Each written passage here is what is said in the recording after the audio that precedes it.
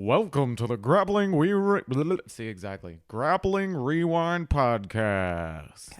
Welcome to this week on the Grappling Rewind Podcast. In this week's show, we are going to recap Subversiv 9 that features some combat jiu-jitsu matches as well as a whole tournament. We are also going to recap the Midwest Finishers women's 105-pound bracket and the men's 135-pound bracket. Then we're going to preview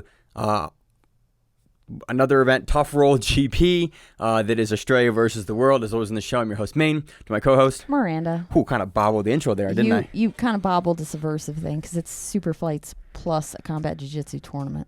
Right, yeah. So and you said it the other way around, but yeah, so it was kind of a confusing. It was very confusing. Yeah. So we watched that. We have some select matches to cover from there. We're not going to cover all of them because there was a lot that happened this weekend. We're going to cover some ones that we found interesting. Talk about the main event for Midwest Finishers for both the women's tournament and the men's tournament. I love that they run those both. Yeah. And then an event that you found and sent over to me this week, which is the Tough Roll GP, which is an event that is basically Australia. They call it Australia versus the world. Versus the world. They have a $10,000 bracket that I can maybe figure out who I think maybe in the finals of that. Yeah. We'll talk about that in the later half of the show. And they have a really cool, essentially, Brazil, some American grapplers, Irish grapplers. Yeah, they have a bunch of people. Yeah. A bunch of people down there. Versus a team of Australians. Yeah. And so it's a weight class tournament, kind of like what Subversiv used to do, where it's you have a whole team and each person fits at a weight class and essentially has a super fight. Almost like a duels kind of. Yeah, exactly like a duel. So they're running that. That should be a lot of fun. I think it's a pay-per-view. We'll talk about that. Been a lot of pay-per-views recently, but with the strength of the card and because there also is nothing happening next weekend, it looks like a good one that we're going to buy. It's also Cole Abate's debut at Black Belt. Oh, yeah, that's exciting too. So, yeah, it's stacked. I'm excited to preview it. We have all the card announcement. We have all the matchups for that card. We'll have that in the second half of the show. So I'm excited. Miranda, you're coming straight off a plane. Yep. And then drove here, and you've had 2 full days. I literally went from Florida for 3 days, home for less than 24 hours, back to Indiana, or not back, but to Indiana for 2 days, and then back home. And I'm barely getting home. You literally landed and then drove to here like to do less the than show. 2 hours ago. And you drove an hour and 30 to get here. So. I did. So happy to have you here. It's the life. It is a way to live, Miranda. So do we have any? I don't think we have any news. I know I haven't seen any news this week. I don't think anything has really been going on. Yeah, which is kind of a good thing. For once. In 2 weeks, we have Toro Cup 26 and the ADCC Arizona Open. Those are on August 5th. Then we have kind of the big lead up to who's number 119, Mergali versus Duarte. They have a big press conference on August 9th, and they have the event itself is on August 10th. So we may break that up into 2 different shows, talk about the undercard and the main card, but that might just happen in 2 weeks for the preview for that. A couple weeks later is the IBJJF Grand Prix. Yeah, and we also have the AIGA Championships August 12th. So Craig Jones called it IAGA, but who knows, because he kind of does his own thing. He kind of does what he wants to. He does what he wants. And he's Craig Jones. We all go, he's Craig Jones. He can do that.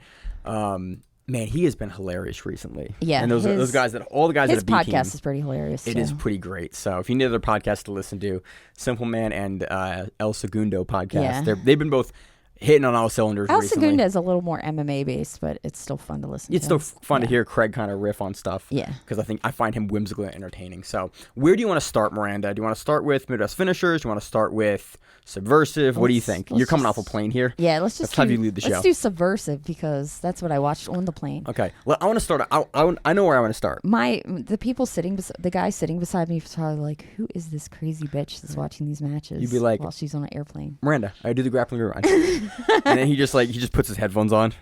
So, my match of the weekend was Barrett Yoshida versus Chris Ritchie. I have this in my notes as Barrett Yoshida via had places to be. It was. What was the match? 2 minutes? Yeah. Something like that? I don't know. I tried to write down what he was doing and I couldn't. I tried. It goes arm drag, and then I'm like, K, but then there's a Kimura, and then he sweeps him, and then goes after his legs, and then I have up with up arrow, down, side, triangle. Barry Yoshida throws literally the kitchen sink at Chris Ritchie in about a minute and a half. Yeah. And they're in a minute and a half. His triangle is so smooth too. Everything is so smooth. So I was just talking about Barrett That's Yoshida crazy. this weekend because, again, if you've listened to the show for a long time, personally, I've been working a ton on the crucifix, and Barrett Yoshida is the guy for the crucifix. There are a few guys in the sport that are straight up specialists. They're known for certain things, and there's like the McKenzie like who else? Like people that have like Barato Plata, Tarico Plata, guys that have positions named after them. Although the back crucifix is not named after Barrett Yoshida, he is the only guy at the highest levels that have been playing it, and he's been playing it for damn near 30 years, almost 20 plus and if years you at go least. to his Instagram, it's just him hitting the assassin choke on everything. over and over. And ever since he hit it on Fight to Win. Sometimes the same people, too, which I kind of feel bad. He hit it at Fight to Win, I want to say like 18 months ago or almost 2 years ago at this point.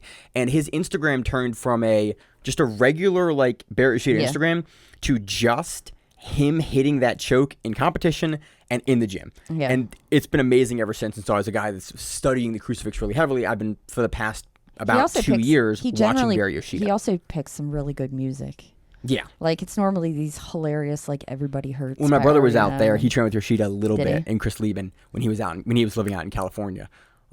So this match, Yoshida throws absolutely everything. We never see him even get to the back crucifix in this match. He doesn't. Because he just cycles through everything. And you were talking about earlier just how fluidly he transitions through everything. Like, he is 2 steps ahead of Chris in a lot of these positions. You can just see, Chris is doing a great job defending a little bit, and Barrett Yoshida goes, okay, I'll go to the next thing. Yeah. And then he goes to the next thing. And like, this is what veterans and like ADCC Hall of Famers look like when they decide to keep competing. We've been watching Yoshida a little bit at some of the ADCC Opens as well. He's been out there just competing. The guy just loves competing. And I don't have much more to say other than he had places to be. He has places to be. He looked amazing, and we will always cover Barrett Yoshida because I absolutely love his game. So that was my highlight. And he really didn't throw one strike. But I don't know if that was a combat jiu-jitsu match or not. Let's bring that up now because this event was combat jiu-jitsu and super fights and a tournament. But so there was the combat jiu-jitsu was the tournament was combat jiu-jitsu. But there were also combat jiu-jitsu super fights, I thought, too. Yes, then there were also just regular jiu-jitsu super fights. Yes. And about an hour into the event, I just was confused about what matches were which. So usually what we do for events like this when we cover them is we keep the card up. Yeah. And you just have a list of, okay, these matches are this, these matches are this. I was just watching this event because we had bought it on pay-per-view, and I was just watching it. I didn't have my resources in front of me because I was just going to watch the pay-per-view. And there wasn't resources available. Right. Well, there was that little card we had earlier. Yeah, but it didn't say what each match was. Right. That was the problem. Some of these matches were combat jiu-jitsu, which, if you don't know combat jiu-jitsu, we typically don't cover it on the show because I think Miranda is on the team is the only person that I watch really it because I think it. it's hilarious. Yeah. I think it's funny when somebody gets in a bad position and they just get bitch slapped. It is kind of funny. Pretty hilarious. But I couldn't tell which matches which matches were not. The way I figured it out was that the combat jiu-jitsu matches had to be under the California Commission, so it had a commission ref that had like a uniform on that had like a not a patch, but it had like a little seal on it. CA, California State Athletic Commission. It's a little seal with a bear on it. Yeah, so on their chest. It's those yellow. Gentlemen, you could see them, and when they were on a match, it was a combat jiu-jitsu match. But like even the combat jiu-jitsu matches very seldom threw anything. I think this was of a combat jiu-jitsu event that we've covered on the show. I think this was the least amount of strikes I've ever seen. There were certain matches where there was like a strike thrown or like 4 strikes thrown. Yeah. And then you forgot about they can't hit. I forgot that was even a possibility. So it is interesting to see an event like Subversiv. I think the majority of the matches for Subversiv this weekend weren't combat jiu-jitsu, but there were a few. But this is by far the least amount of strikes that we've seen. And it kind of catches you off guard when all of a sudden you get one because you're watching it, and then all of a sudden dude just freaking hits. And your heart kind of you're like, whoa. He can't do that. Yeah, and even commentary brought it up. One of the matches, there had been like 2 minutes of standing, and they'd gone to the ground, and there'd been 30 seconds of groundwork. And then I think Abu. Yeah. How do you say his name? I think it's Abu. Yeah. Threw a strike at Smolko, and I went, oh, right, you can do that. That's allowed. Because usually that ends up in an Instagram highlight after that, where it's like everyone freaks out, and the ref's like, no, it's allowed. It's combat jiu-jitsu. So that was my confusion with the event. I wish that they would have had a little marker under the names or something, like, hey, combat jiu-jitsu, regular. Just give me something as a viewer, because it's when we're swapping between, like what ONE FC does, where they'll swap between, like, kickboxing. I mean, they show tell you, they give you some sort of and it was just confusing to follow, and that was kind of my gripe with the event was I couldn't figure it out. I did like the fact that for all the non, like, main card matches, they only had 1 round of overtime. Yeah, we've seen more events do that, and I think that's they were both like 1 minute rounds. It was like 1 minute round each.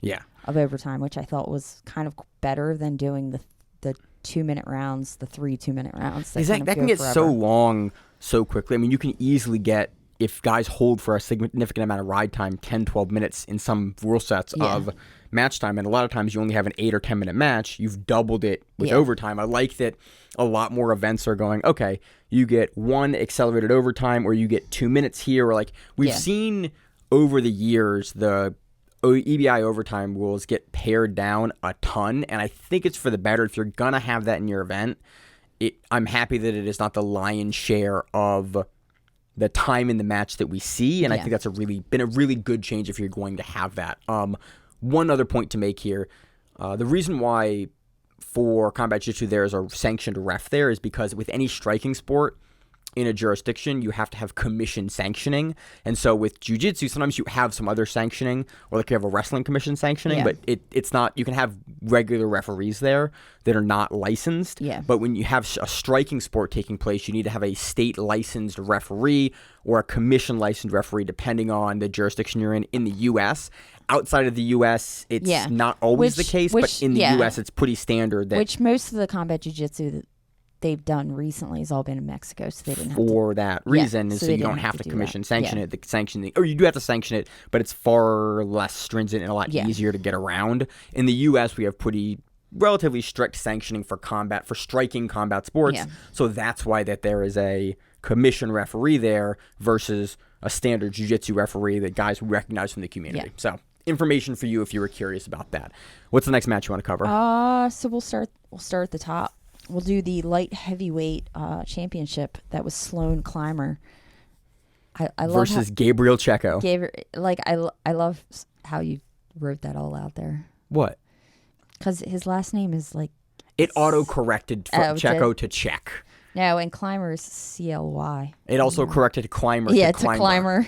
I was like, Gabriel. The notes app on the computer is not doing me well today. Yeah, but we knew who we were talking about. Yeah, so this match, I wish I kind of had more to talk about, because I wish that either guy kind of would have done anything.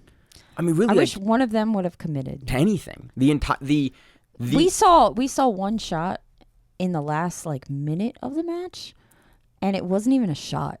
He just went to his knee, and I'm like, you could tell that neither was getting what they needed on their feet, and at some point somebody has to do something. Yeah, you gotta do something. This you gotta pull guard. You gotta try something. You gotta do. I will summarize the entirety of the match if you didn't see it. It is Sloan Clymer and Gabriel Checco hand fighting and head position fighting for the entirety of the match. And Gabriel Checco complaining that Sloan Clymer was greasing, which I don't know if he was or not, but he was.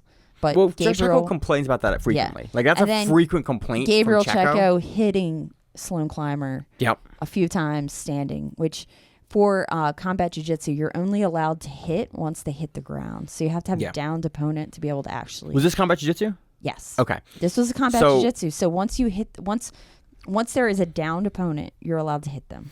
But if you're both standing, that doesn't work. And if you're both getting up, as soon as both of you are on your feet, you no longer can throw strikes. Right. And there were some... Gabriel Checco, all out hit him sometimes. When he would, his hands came off the ground, and he would hit him after his hands were off the ground. So it wasn't even dude just timed it wrong. It was Jim, that's kind of how Checco, we know that's how Checco operates, and that's some of the complaints we've seen from other competitors that have faced Checco before. But there were, I think, 3 or 4 different get down rules. After a certain amount of time, they flip a coin to go top player versus bottom player. You start in the butterfly guard with your hands locked around. We saw both Checco and Clymer end up in that position.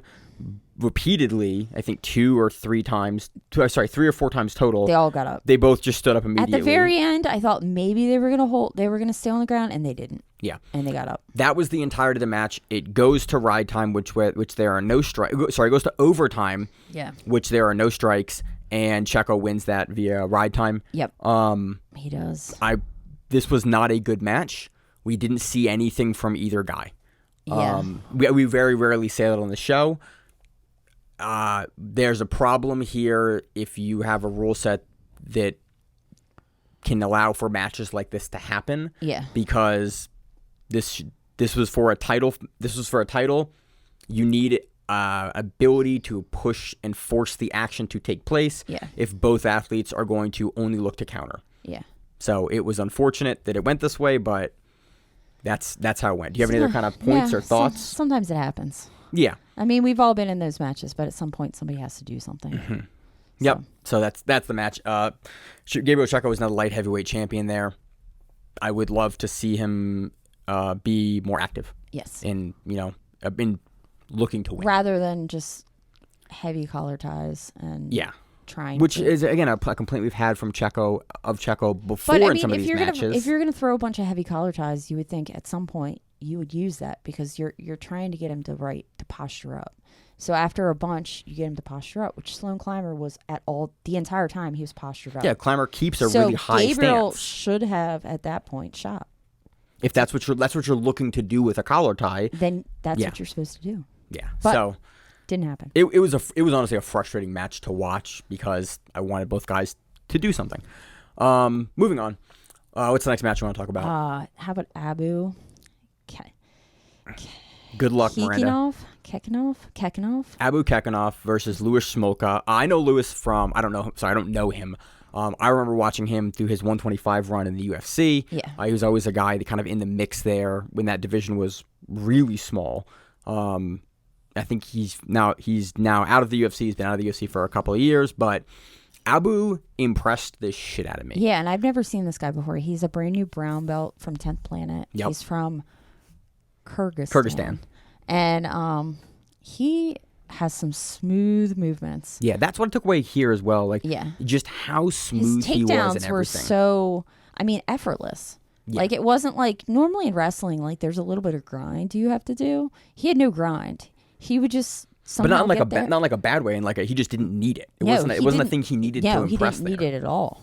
But yeah, it was kind of crazy. There was one the initial takedown that kind of it turned the tide of the match when I was watching it, but made me go, ooh, Smolka might have a hard time with this guy. Smolka's a really tall guy for the weight class, and he grabbed a whizzer on Abu. And he went to do like an Uchimata and kind of modified it to a Harigoshi.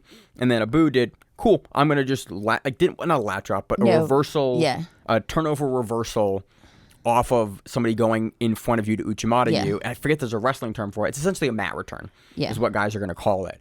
But Abu turns him over, really, really nice, moves him into side control. Louis is no slouch on the ground either.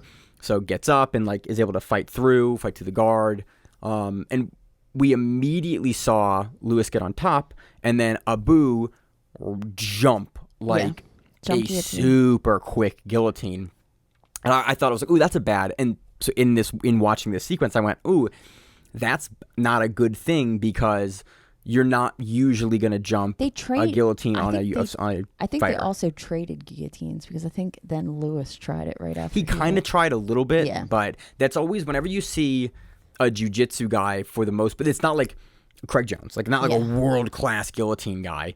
Whenever you see somebody jump a guillotine on an MMA fighter, those guys are astonishingly hard to finish with a guillotine because if there's one sub that every MMA fighter has spent their career fighting out of and has gotten very, very good and very, very tough at, it is guillotines. Yeah.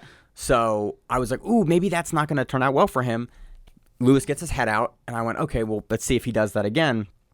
But he did it, I think, Abu did it 2 or 3 more times, and every time it looked like vintage, like Hoffa or Marcelo, where Abu would just teleport under Smolka and get his entire body underneath him with the neck controlled in a really, really strong position. And I went, okay, this is a guy that A, has kind of uncommon fluidity, and B, has uncommon speed at being able to get under you. Yeah. I was curious why we didn't see him butterfly guard sweep off of this like Hoffa and like Marcelo used to do a lot. We saw him really, he would sit in like an arm and guillotine, like kind of like Josh Hinger does. Yeah. Will sit under and into you and like crush your head down. I think the last time when he goes and transitions to the darce, he kind of rolled him to Yeah, the he kind of rolled to the sort side, but Smoker really got his legs out away from him and to kind of fence away the hips in that darce transition. And then Abu, he lays to his side. So how they get to the finishing sequence that Abu finishes the darce here is he goes over top of Smolka's neck when Smolka's in like a 4-point stance on the ground, and then what I call a crowbar, what everyone else calls like a power half. Power half. He power halves him down, and then he does what you're supposed to do there. Once Smolka turns his shoulder to the mat, Abu slides his arm up all the way through in the darce grip, gets kind of a shallow darce that he immediately turns into a heavy darce, and then he falls, instead of falling in towards Louis Smolka, he falls back and away. Yeah. And then usually what you'll see guys do is a big bridge to throw their legs over and catch, but Abu doesn't do this. No, he just kind of walks in. He just kind of walks in and holds, and then I looked at the positioning of the hands and I went, oh, either A, Smolka's out, or going out, or this is in all the way, and Smoker's just trying to like kind of gas him and wait him out. Yeah. I think Abu has this, and then Smolka taps like right on the chest there as Abu kind of changes the angle in. But I was really impressed with this. Again, I haven't seen Smolka in a while, but I remember him, like, he was never a slouch. He was mainly a striker when I saw him, but I always was kind of impressed with some of the ability that he had. Abu Kekanoff is a guy to watch out for. This was a really interesting matchup, and I'm really, really surprised with some of the skills that he had, especially being in that 10th Planet Hopper. I'm sure that he's going to get other opportunities to get on other cards, either probably in the Midwest Finishers lineup or the Finishers lineup or EBI or something. There are a bunch of other, Sogi. That whole network of gyms and affiliations have... they tend to get their guys on stuff if their guys are promising. So look out for him. Yeah, I haven't seen this guy before. And the other gentleman that was on a prior one that took out Heisem Rita. Yeah. He was on here as well. He finished a Dead Orchard. I forgot. We didn't write that. I didn't write that down for notes this week. Fedor Krylov? Yeah. He looked really good. He played to the high guard early in his match. I'm blanking on who he went against. And then from the high guard, he like very, very nicely controls the rubber guard in a way that we don't see guys do like frequently nowadays. Goes to the high guard, rubber guard. He then throws the other leg over the shoulder, postures him down, and then Fedor Nikolov. Not Krylov. Krylov's a UFC fighter. Then he pulls it into the no-arm triangle, or the double-arm triangle, and he gets the far side armbar on the arm that's trapped. So basically your standard triangle arm is trapped into the body, and the other arm close to the top side leg on that lock to the triangle, he armbars that one. Yeah, it's wild. Yeah, so I'm happy his leg is good, because we were curious when we previewed this card last week. If Big Dan had injured his leg in that knee bar at the UFC Invitational. Well, it doesn't seem to be a problem. It doesn't seem to be a problem, and like again takes another impressive victory here. So he's another guy that I'm looking forward to. We haven't seen a lot of guys be able to use rubber guard at a high level. He might be a guy that has the flexibility and has the kind of proclivity to open that back up for some people, and maybe have success. But I don't think he will, based on just how we've seen that position kind of have problems. But he is hitting it repeatedly on big events. He could be the guy. Yeah, we'll see what happens. So yeah, that was a fun match to watch as well. We're gonna go next. So that finishes our Subversiv card. We were going to go into Midwest Finishers. We have one more, I think I want to talk about. Oh, who do you want to talk about? Let's talk about Ian McCall. Oh, I thought we already talked about him. No, I don't know why. Uncle Creepy. I haven't talked about Uncle Creepy. Ian McCall, former UFC fighter, former Takashi Fights Palace champion, Ryzen fighter. WEC. He was back in the day. Because he was tiny. He's a 25er. Yeah. Uncle Creepy. Yeah. With the mustache. With the mustache, been around for a long time, been out of the sport, been out of like. Allegedly, he's a really big. He's very much so into using psychedelics to improve mental health. Huh. That's a weird. That's how he got part of this card, because they have different mushroom companies. Interesting. That are using their products in order to help people's mental health. If Ian McCall has turned his life around, good for him. Well, he uses psychotropics to do so. So he went against Smitty Witt, and I was really impressed with Ian McCall's wrestling. We've known Ian McCall. We've watched him for 15 years now, at least, or 20 years almost. I remember saying, I said to you, I was like, does Ian McCall do jiu-jitsu? Because I remember his striking. I didn't really remember him as being a grappler. He was always like a small, well-rounded guy. Yeah. Like he's been submitted, but he could always kind of do it all in a lot of different places. He had probably one of the worst strings of bad luck late career in getting cut from the UFC and then going over to Ryzen and having like 4 or 5 different fights fall through before he had injuries, and then eventually goes over, fights Menel Cape and Ryzen, and then gets a weird cut, and then just sort of like retires from the sport. So it's cool to see him back. He looked phenomenal. Yeah. His wrestling, he hits on Smitty Witt. He hits in an amazing. He still got the speed, which surprised me. Yeah. An outside arm drag that he immediately lifts up, changes hands, reaches outside pick, lifts the leg up, and kind of like single doubled him to the side to take him down. That was only one of, I think, 3 different really complex kind of multi-layered takedown sequences that he hit in this match. And then immediately goes to do the guard, passes either to side control or to mount for good pieces of this match and just control. A lot of control. Looked for a head and arm for a couple of different times from the mount in the match, but Smitty did a good job of preventing Ian from being able to walk the arm across the body. And defending. But really, this was Ian McCall pretty much the entire match. And at will, taking down and then controlling, wins a very, very clear decision here. I don't think this was combat jiu-jitsu. I think this was just regular. I think so too, because I don't remember any strikes being thrown, and I would have thought that Ian McCall is the kind of guy that's gonna throw down if he has the opportunity. But I think this was just regular. If it wasn't, there were very few strikes thrown. None of them were memorable to me. So that was Subversiv 9. It was fun. We also have let me pull up the team winners. We have Team Level Mushroom winning the entire event. That was Anthony. They did a 3v3. Yeah. Kind of team tournament. I found it kind of hard to follow. It was difficult because those matches were within the other matches, and there was no delineation between telling you what you were watching. Was it a super fight or was it a team tournament? Yeah, it was. Yeah. That's why we're just reading through the finals here, because it was complicated to follow. We had Anthony Orsko, we had Megan Penning, and then we had Marcus Perez on that winning team for Subversiv. So they take home some cool watches, some cool swag, and the championship for that event. Yeah. It was but again, all of them were impressive. I was really impressed with Anthony throughout the event. Yeah, then I was also impressed with Marcus, because Marcus, we've seen him in the UFC, we've seen him in Cage Warriors, we've seen him in Bare Knuckle. Like he's a fighter, and now we see how he can grapple.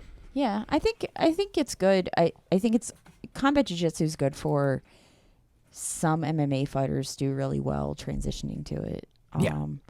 And they can really kind of show a different skill set that maybe is lacking by other competitors. But it's an interesting one. I don't know. I have to be in the right mood for it, but I think it's hilarious. And if you've ever done grappling or strikes, it is harder than you realize. Oh yeah, throw on the gloves one day at your gym. Sign the waivers, and you'll just immediately realize, like, oh, this is really hard. This white belt's giving me problems immediately. My coach has been making me do it recently, and it is not fun. It is. It's really, it's a lot of fun. Well, you just got to get ready. You're like, I'm going to hit a little bit. Yeah, it's. So yeah, try it out. Yeah. We mostly cover jiu-jitsu on the show, but these events come up from time to time, and there's a big place for them in the sport if you're into that kind of thing. Yeah. Let's move on. I wouldn't say it's not fun. I don't want to say that. It's fun. It's just it's really fun when you're the guy winning. As soon as you're playing guard on the bottom and struggling to sweep someone, it's way less fun. Yeah. And then you're getting hit, and you're like, oh man, I can't hit this sweep. When you're on the This top, isn't it's great. fun, Yeah. But when you're on the bottom, it's not. You're like, oh no, I'm getting hit a lot. This isn't great at all. Yeah. Okay. So moving on, let's talk about the Midwest finishers. Let's start with, I thought it was a really, really fun match. We have a women's 105-pound tournament. This was a 4-person tournament for the women's 105-pound division, a division that we don't get a chance to talk about a lot for the sport. So I love the Midwest finishers is showcasing the atom weights. Yeah. Because in the U.S., it is an uncommon weight class to have showcased. In the finals, we had Teresa Calloway versus Cristal Correras. What is that? Contreras. Yeah. Crystal takes that after some serious adversity via an inside heel hook towards the end. Although Crystal wins here, there was a bunch of time on the feet in this match. Yeah. And then Teresa throws essentially a flying armbar over the guard at Crystal that Crystal spends 2 minutes, a considerable amount of time or more, getting out of. But Teresa goes from armbar to triangle to armbar to triangle, like 2 separate times. Yeah. Great control. Crystal does a great job of like throwing her leg over and pushing away. The flexibility and the durability of the smaller women is always really, really interesting to me because there is especially when they're actually moving around and active and it's not like a 50-50 battle. Yeah, when you get some dynamism in the match. Yeah. This match had a ton of dynamism in it. Did. And there's a couple positions where you saw Crystal throw her leg over and then still be fully mobile with her shoulders and body. And I'm like, oh right, that's that at the atom weight class. That is a thing that can happen. Yeah. And it almost reminds me of like in the teens matches, like that level of flexibility that smaller people have that was showcased here. So that was cool. We have Teresa just repeatedly throwing up subs. Crystal at one point gets Teresa on her back. Teresa does a really great, essentially, double underhook bridge back over into mount on Crystal. Crystal escapes that and then sits back to her guard. And so Teresa's again engaging in the top of the guard. And I went, man, she's throwing the kitchen sink at you. It's probably going to go to overtime. And maybe Crystal's looking for that, but maybe Teresa's trying to get it out before overtime because that's what it looked like. And then Crystal kind of very calmly, we see her keep trying to enter into the legs, and she gets one going. She gets a leg entry. She gets Teresa's leg, is able to get double trouble, gets the saddle over top of the outside leg, spins it down. I thought she was going to go Texas Cloverleaf, and then she heel hooks, spins the outside, and then finishes the leg lock, and is the 105-pound champion for Midwest finishers. Yeah. So a huge shift of momentum that, again, is pretty uncommon in regulation. A lot of times we'll see a match like this happen where someone will get, but it's also very common in sub-Emily when you think about it. I wouldn't say that. Not very common, but you see it more often in sub-Emily than other points events. But I think a shift of this magnitude is pretty rare. Like Teresa was in the driver's seat handedly for the entirety of this match until this one leg entry that Crystal was able to get going. But that's, I think, why Crystal elected to sit not early in the match, probably 2 minutes into the match, and like go for the legs, because that's the avenue that she knew she was strongest in. And like she played it well. She fought through the adversity and then came back to get this heel hook win. I thought it was great. It's awesome. I think women that we have not seen or talked about on the show before. I think Teresa we have talked about on the show before. I believe we have, yeah. But Crystal is now the champion here, and again, it's awesome. I love that Midwest Finishers is showcasing both men's and women's smaller weight classes. Yes.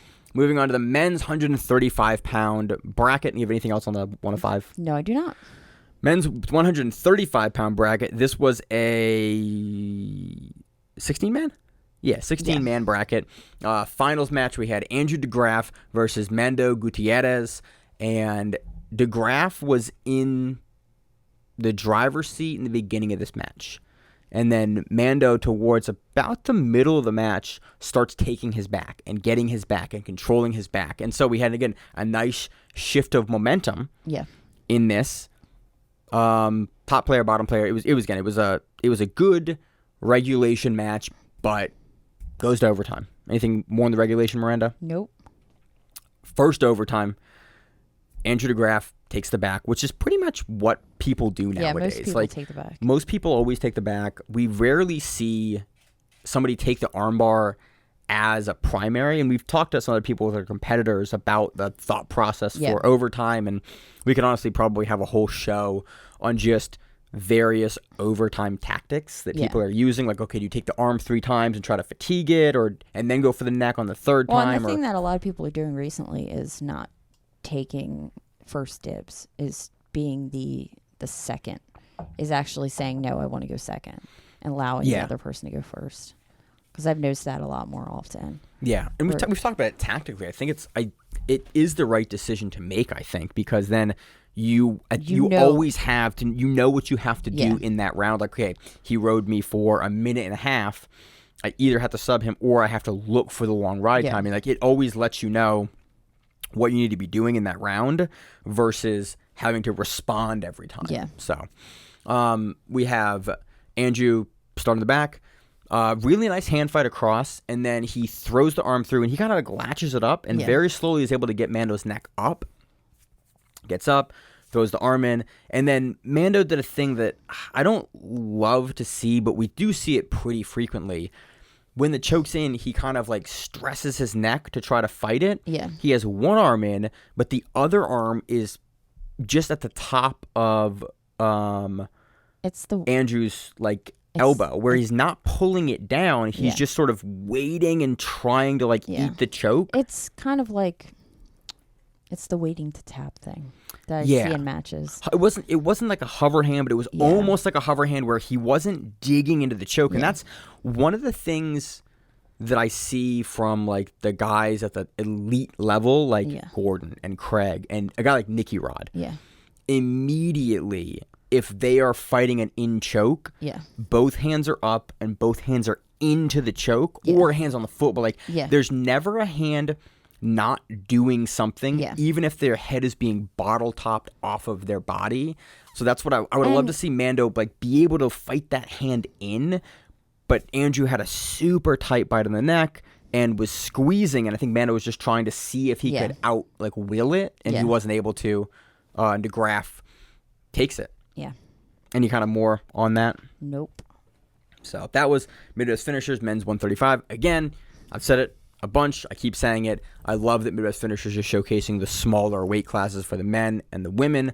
And they're also getting a bunch of talent in a part of the United States that we don't really get a lot seen out of. Yeah. Like the Ohio, like Midwest. Midwest. Yeah. We don't, I mean, unless you're, in the Midwest, Dante Leone or somebody like that, or Pedigo, we don't really see or Hansen much. Or something. Yeah, we don't see much more from that area. Mm-hmm. So it's nice to see them growing the sport in that area too. Yeah, it's awesome. I'm super happy with what those guys are doing. We will continue to cover them because they put on fun events and they showcase people that we should know about. Yep. In a part of the country that is part of the country. So let's move on. We're done for the recap section. Let's move into the previews. Okay. I am super excited about this card. So I didn't know this card was happening. Where is it? Is it broadcast on their own thing? Yeah, it's their own thing. Okay. It's like $29.99. Yeah, a little more expensive. Which is kind of confusing because it's like Australian $29.99, US $29.99.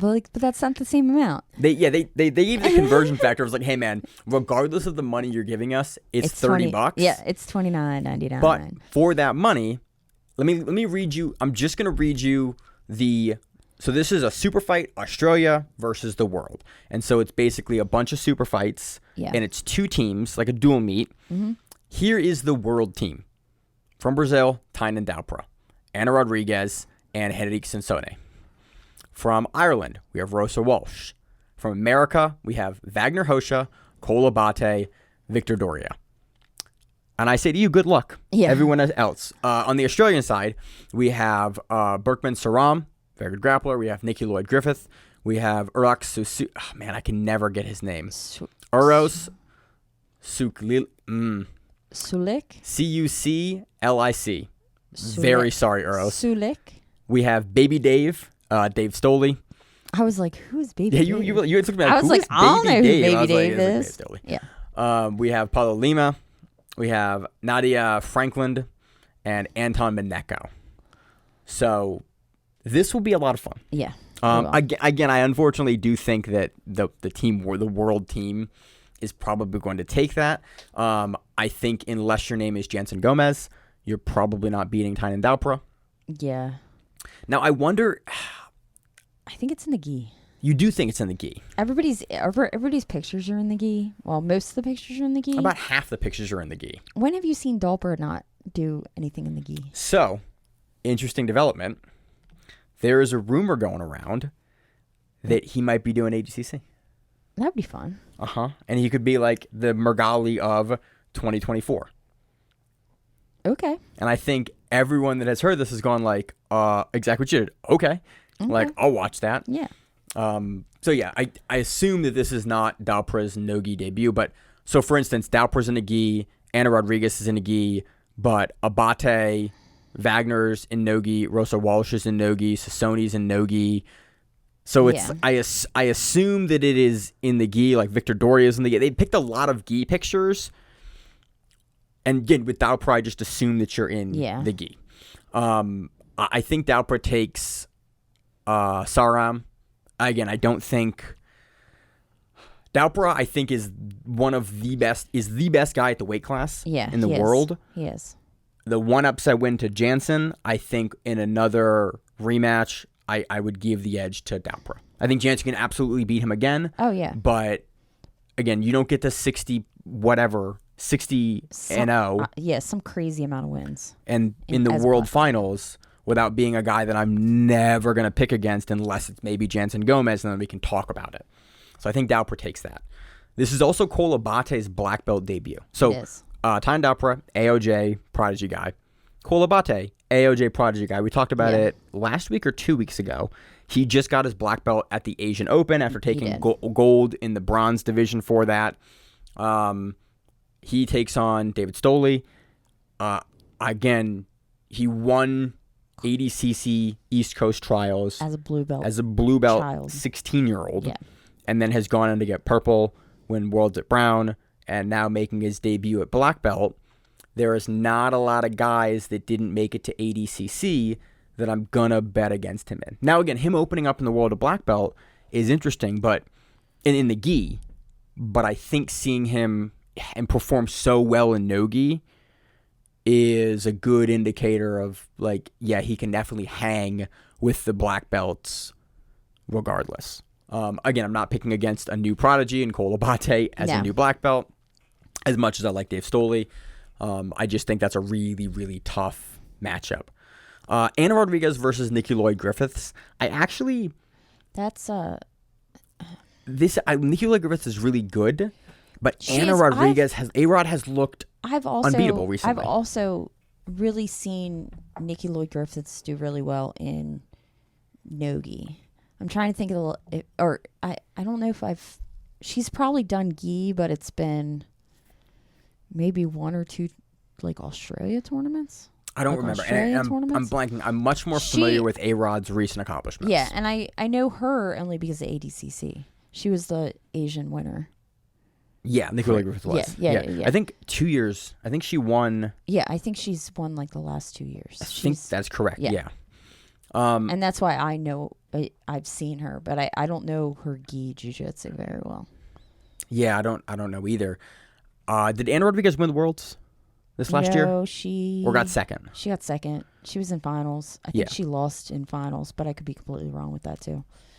She was also in finals in Pans. So yeah, she was. I mean, she's been in the top 3 for every major that she has entered. Yeah. For the last, I think, year. Yeah, at least pretty much. Going A-Rod for that. Vagner Rocha versus Urdos. Again, I don't know much about Urdos. I know that Vagner Rocha is, again, on that cyborg train that I'm not going to bet against. Yeah. Like, he's a little older. Yeah, he may be a little slower. He's a gamer, but he also, he grinds better than, a lot of people do. He is probably the best. He is the best grinder in the sport. Yeah. Aside from maybe a guy like Nicky Rod. True. But I still think you put Vagner Rocha in front of anyone in the world, Vagner Rocha is going to go forehead to forehead with you, grab the mercy grips, and exploit every single refereeing oversight that exists in your rule set and talk shit to you the entire time and smile at you. Yeah. And that, again, that has to be the most unnerving thing ever. It has to be. To just have, like, I think Vagner Rocha's won trials 3 times. Yeah. He's medaled at ADCC. He's had a bunch of crazy matches at ADCC. He likes to push it. He likes to push it. He likes to go. And he's openly on TRT. So it's like TRT Vagner Rocha at 185. Yeah. Looking phenomenal. And he'll throw you off the mat if he can. Yeah. Again, it just he is such I pick against Vagner very infrequently because I'm a big fan of what he does to the sport. The only time I really pick against Vagner is if it's somebody who's super athletic. Like young. If you have young, up-and-comer, super athletic. Crazy athleticism. Like a guy like Pedro Mourinho or something. Yeah, only because he's getting a little older. He's getting a little older, and his style isn't that kind of... He's just not going to run a pace like he would when he was at 45 or 55. I mean, he's gonna grind you out, and he's going to make you hate your life. Yeah. But he's not going to, like, jump a triangle on you. No. He's not as explosive with the subs from the feet as he used to be. Yeah. On the ground, like, kind of good luck controlling him. Unless you're a guy like Felipe Pena on the honor submission matches. Unless he's smaller. You know, in situations where he's a smaller fighter, he still gets somewhere. Yeah. And now he's at 85. He's at 185. I think he weighed in, for the UFC Invitational at... Close to 200. I think he was 218. Oh, wow. Or something. He was close. Yeah. I mean, he was a lot bigger than I expected him to be. We just saw him hit that inside heel hook on Felipe Andrew at the UFC Invitational, and then he went to overtime. Nicky Rod. Was it overtime? I think it was overtime with Nicky Rod. Yeah. And Nicky Rod got a rear naked choke in overtime. Like, Vagner Rocha is a monster and incredibly hard to put away unless you are bigger than him. Yeah. Really. Like, those are really the only guys that put him away with any degree of frequency is guys that are bigger than him, and usually only in overtime on the 1 or 2 times he's ever been put away in overtime. And then Gordon triangled him. But Gordon's done that to everyone. Yes. Then we have Victor Doria, Cyborg's coach. Not coach, but like his main, like his corner coach. We don't cover Doria a ton on the show, but whenever I see him compete, I am always impressed with like the dynamism of what he does for how big he is. I don't know much about Paulo Lima, but he's going against. But again, Victor Doria continues to impress me. He will have matches that he drops versus people, but overall, I know his game and I like his game. Yeah. And he can impose his game. He's also probably gonna have Vagner in his corner, who he is very comfortable with. Yeah, it's gonna be something. Mm-hmm. Rosa Walsh versus Nadia Franklin. Rosa Walsh has looked really, really good on GrappleFest recently in some of the UK cards. We saw her drop a match on Polaris, I think. Yes. Recently. But other than that, she's looked really good. Yeah. I've been really impressed with her game. She went against Fernandez, I think. Was it against her? No, it was Rosa Walsh versus Fernandez. Emily Fernandez. Yeah. Okay. I think that's who she... I think that was correct. That was the match where she took her down immediately, but then Fernandez just kind of like controlled the rest of the match and won. Yeah, that seems correct. So again, that could happen again here. Again, unfortunately for the Australians, I don't know a ton about most of the folks on their card. Nadia Franklin, the name looks familiar, but should be fun. Always like the aggressiveness that Walsh brings. Henrique Sassone. We just talked about him versus Anton Mineko. We just talked about Henrique, was it at ADCC last week? Yes. Versus the young guy that we were looking out for, that we were really impressed with from Micah Gaval's team. Oh. That we said don't forget his name, and now I'm immediately forgetting his name. No. It was Roosevelt or something. Yeah, or Gabriel. It wasn't Gabriel. It was Roosevelt. No, it wasn't Roosevelt. It was. Yeah. It was something, Gabriel. and we kept on looking for his name, but his name was like very common. It was like not Abreu, but it was something like that. Mm-hmm. Anyway, Sassone just won the Brazilian Open for ADCC. Yes, he did. He's a monster.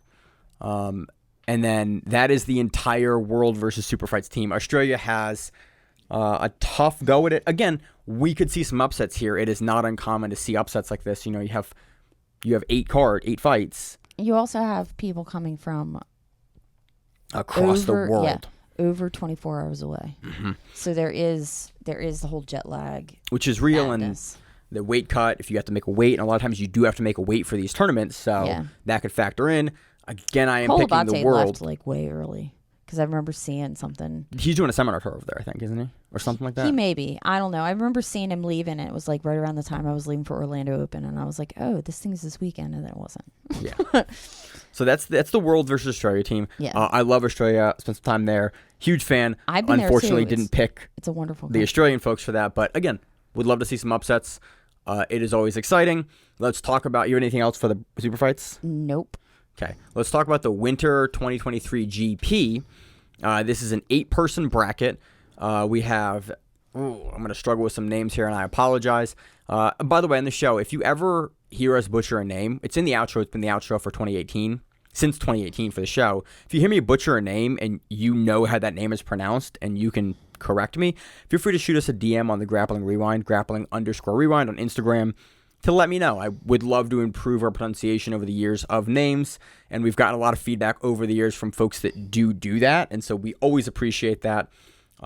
If you want to have us stop butchering names, it is very much appreciated. We are Americans that, do not speak other languages. Linguistically not very talented. No. Tainan Dalpra versus Jhonatas Gracie is the first round on the left side of the Somebody bracket. still needs to tell me if Jhonatas Gracie's Australian. I don't think he is, but I think he is. we have I think we looked this up and he's not, and you don't believe me. No, he is. So he was born in Brazil, but I swore that one of the commentators was talking about how he's an Australian citizen, and it would just. I'm just gonna DM Jhonatas Gracie and ask him. Be like, hey, you Australian? You an Aussie? Murillo Amaral versus Yuta Yanani. And then on the other side of the bracket, those are the two matches on the left side of the bracket. On the right side of the bracket, we have Servio Tulio versus Diego Quireros. And we have Felipe Beltraro versus Grant Bogdanov. I think we are going to end up with, and it looks like it's been bracketed this way, Jhonatas Gracie versus Sergio Tulio in the finals here. Yeah. I think Jhonatas Gracie takes the whole thing. Sergio's a monster, but what did Jhonatas win recently? He won Honor, didn't he? Yeah. Yeah, he won Honor Submission Challenge.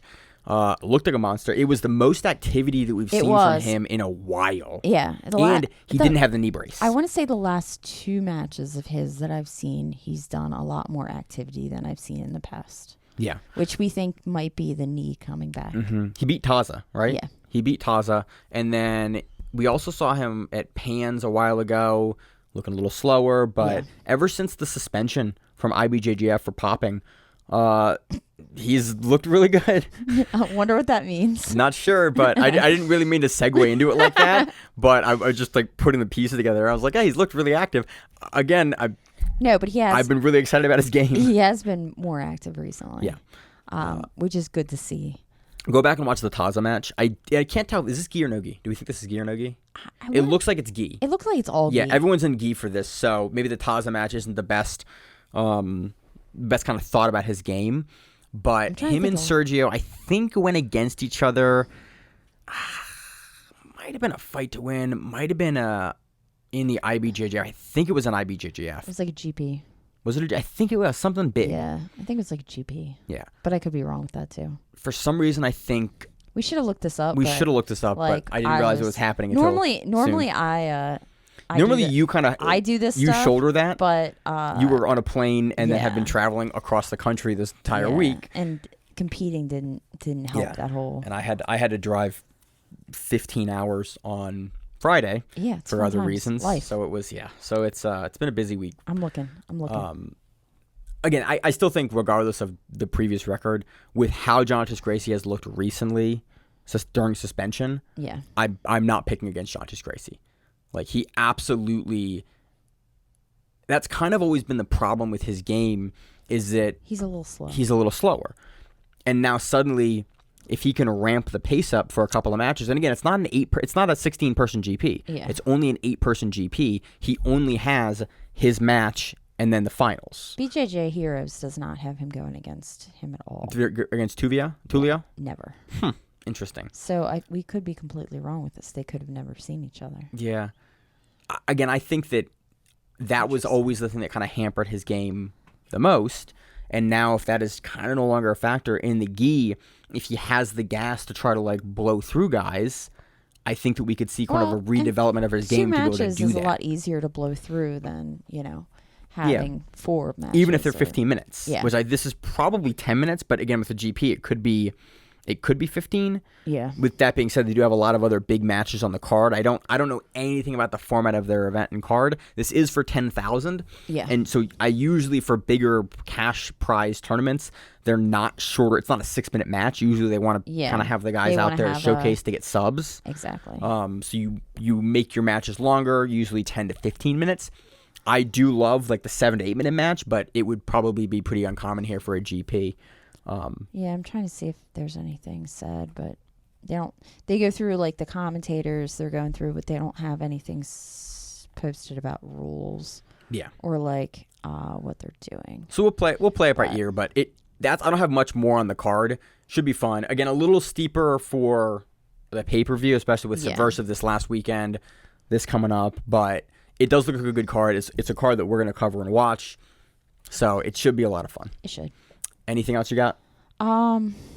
I was trying to think if anything else was coming up, and not immediately. We have a little bit of time before things. They did announce for the IBJJF Grand Prix on September 1st. They announced some of the people that will be on it. We can do it next week. We can do that next It'll come up next week.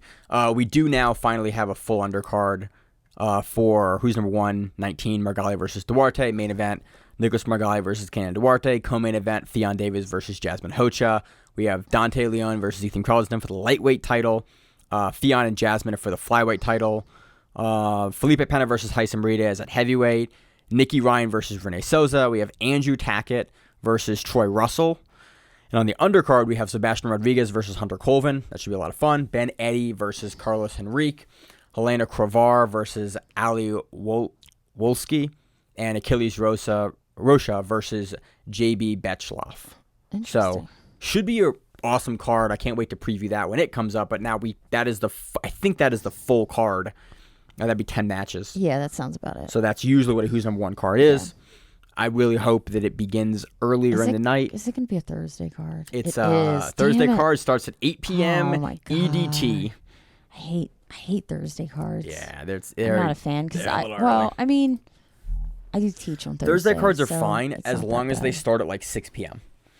When you start a card at 9 p.m. on Thursday, I have work on Friday. It gets a little rough. Especially when they're like 20-minute matches. Yeah. I hate falling asleep during a main event match. Like during a Gordon Ryan or a Pena match or a Margali match or Duarte. I'm like, hey guys, it's 1 a.m. here. I gotta go to sleep. Like, this is Yeah, it gets too late for me on the East Coast, but should be a lot of fun. I got nothing else. It's been a hell of a week for both of us for different reasons. Yes. Both on travel. You've had even more travel than I have. Yeah. So I think I got nothing else. I think we're gonna go take a nap. I'm gonna get the show out. It's 10 o'clock right now on the Monday. The show will be out in 2 hours or 1 hour and 58 minutes. Yep. And then if you got name pronunciations, let us know. As always on the show, I'm your host, Maine. To my co-host, Miranda. And we have the Grappling. We stay on the mat. Whatever it is, stay safe.